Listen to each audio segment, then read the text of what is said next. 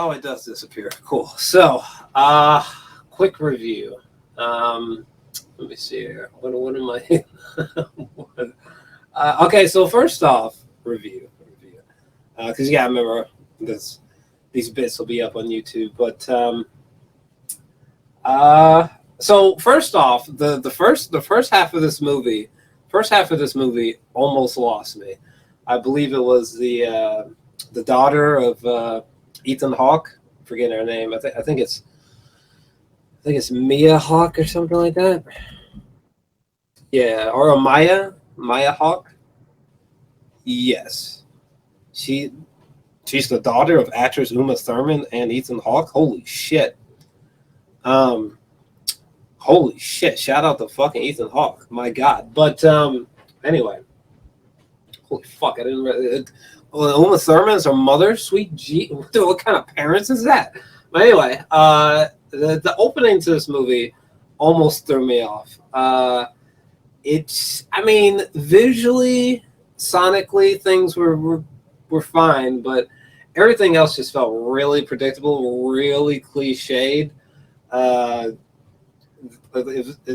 the traditional style scares were just like were doing nothing for me. Like all these jump scares and shit. The placement of the ominous music, I was just like, yeah, really? Jesus Christ. However, once fucking when Maya dies, when she dies and her killer gets shot in the fucking head, was not expecting that. Forgot that this was supposed to be rated R. And then the opening credit sequence was fantastic, actually. For anyone that's a horror fan, the opening credits was just awesome. It just reminds me of the type of iconography, the type of photography that would intrigue me as a kid, being a horror fan. And then the film just progressively just got better and better. Our main character was it Dina, right? Main character Dina. That's my buddy freaking out over Overwatch, but yeah, no. I enjoyed Dina and Sam. I liked the little twist with Sam. I just assumed that Sam was gonna be a man or a guy, but it wasn't. It turns out there's this homosexual relationship between Sam and Dina, which is fine. And there were some other moments that were subversive as well that I didn't quite see coming. I was a little worried that this was just going to be like a copycat of like Scream, especially at the beginning with Maya Hawke. I was like, is this just going to be a Scream ripoff? So I'm glad it wasn't that. I was born in 1990, so to say that I'm familiar with the 90s is an understatement. So I really appreciated the soundtrack. And a lot of the like prop stuff and some of the sets, like there was a moment where first off, just Josh's computer, just a keyboard, the way that AOL was portrayed on screen was great. I didn't realize they had that level of AOL in 1994, but that's fine. When he was drinking that little high C drink next to his computer, I was like, I remember those fucking things, looking exactly like that. Looking at some of the cars, they did a great job of making it feel, and more importantly, look like the 90s. Like a lot of the ways that the kids were dressed and some of the hairstyles, I was like, yeah, that's fucking like when we first see Dina at school, like everything she was wearing, that was 100% how people looked in the 90s.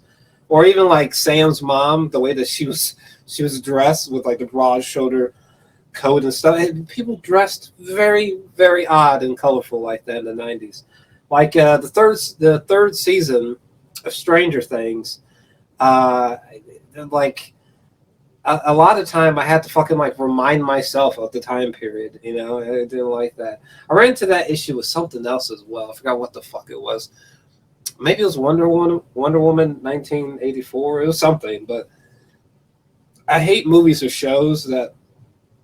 Or maybe I'm thinking of Captain Marvel. Maybe I'm thinking of Captain Marvel because I know Captain Marvel tried to take place in the 90s, and like most of the time, I might have been wrong about Stranger Things. I think I was thinking of Captain Marvel. Captain Marvel, 110%. It was supposed to take place in the 90s, and it really didn't feel like it most of the time.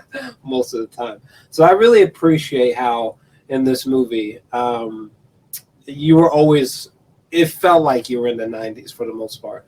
Would have been nice to see some like film grain or something like that, but it put us more into the 90s. But that's fine. What was I going to say? I think just the group and their chemistry together was great. The kid with the painted nails, Kate, Josh, Dina, Sam. I really liked them. They were all distinctive.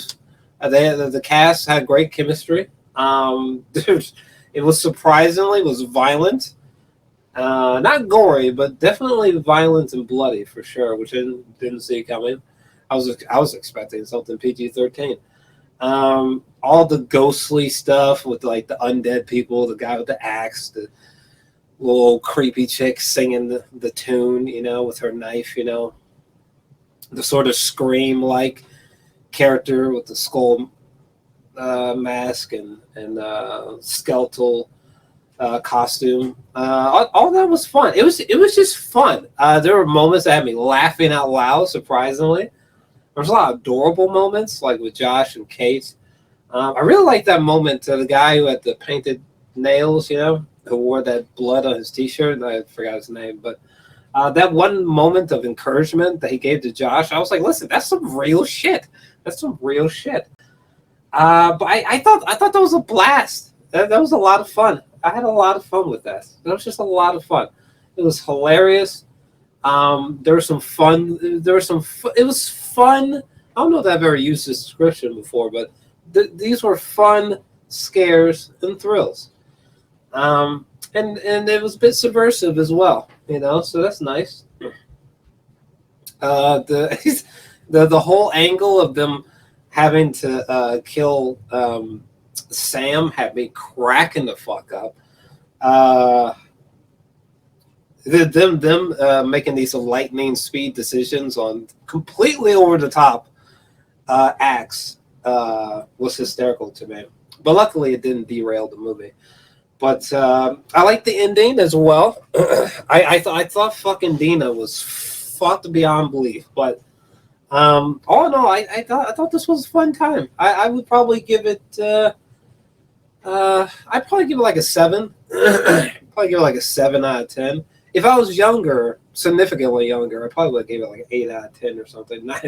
But then again, I was rating movies back then. But I'd probably give it a 7 out of 10. I think it's a good film, especially if you're a fan or if you grew up with R.L. Stine Goosebumps books like I did. It's a worthy time, especially under those pretenses. It's a worthy time.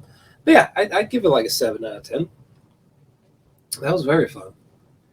It was just a lot of fun, surprisingly, which is great because that easily could have just been shit.